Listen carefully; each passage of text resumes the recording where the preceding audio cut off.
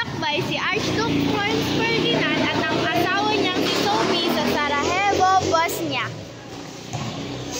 Sa isang pagkakamali ng ruta, nakaharap nila si Gavrilo Princip, 19 anyos na miyembro ng Black Hand, at sila ay pinaulunan ng bala.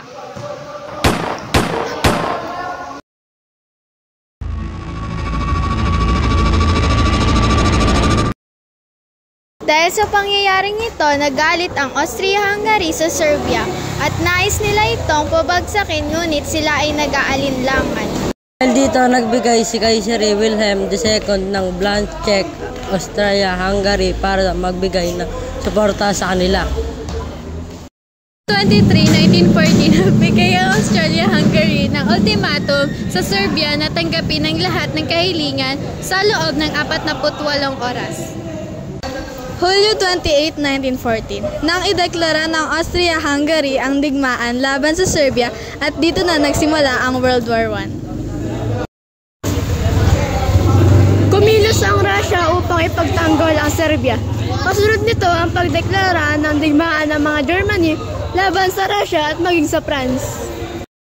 Matapos ang labanan nila, sinalakay ng Germany ang bansang Belgium na isang neutral. Kaya napilitang pumasok ang Great Britain sa digmaan upang ipagtanggol ito. Nahati ang Europa sa dalawang naglalaman ng panig. Central Power binubuo ng Germany, Austria at Hungary, Bulgaria at sinamahan ng Ottoman Empire dahil sa pagtangka ng Russia na sakupin ito. Powers binubuo ng France, United Kingdom, Russia at kalaunan ay sinamahan ng Italy, United States at Japan. Ating ito ang nagtakda ng dalawang pangunahing larangan ng digmaan. Western Front, Germany laban sa France at Great Britain. Eastern Front, Germany at Russia. Hungary laban sa Russia. Dito na pumasok ang Schlieffen Plan. Ito ay ang estratehiya na talunin muna ang France bago harapin ang Russia. Ang Western Front ang naging pangunahing larangan ng digmaan sa unang digmaan pandaigdig. Ito rin ang pinakamatagal at pinakamaduging labanan na milyon-milyon ang nasawi. Manfred von Richthofen, o mas kilalang bilang Red Baron. Siya ang alemang piloto na nakapagpabaksak ng mahigit 18 aeroplano bago siya namatay. Naganap ang pagpasok ng US sa digmaan. May 7, 1915, pinalubog ng German U-boat ang Bartolo sa Tinian na ikinasawi ng mahigit 1,190 katao kabilang ang 128 na Amerikano. Hindi agad sila sumali sa digmaan.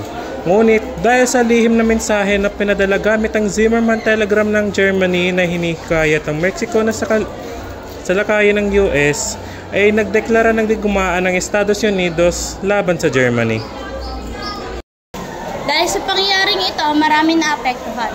8,500,000 ang namatay, 22 million ang nasugatan at 18 million naman ang namatay.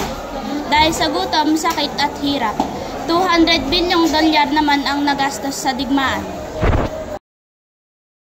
Treaty of Versailles ang nilagdaan matapos ang unang digmaang pandaigdig. Ngunit ito ay nagpahirap sa Germany at naging dahilan ng kanilang muling paghahanda para muling makipaglaban sa ibang bansa.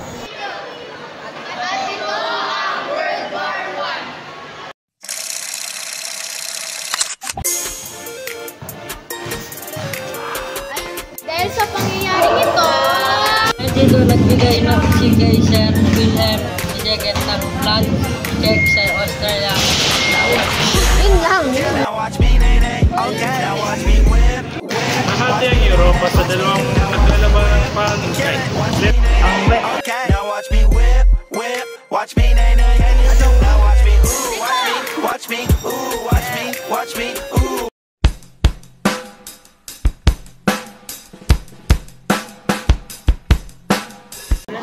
Success. Yes. Success.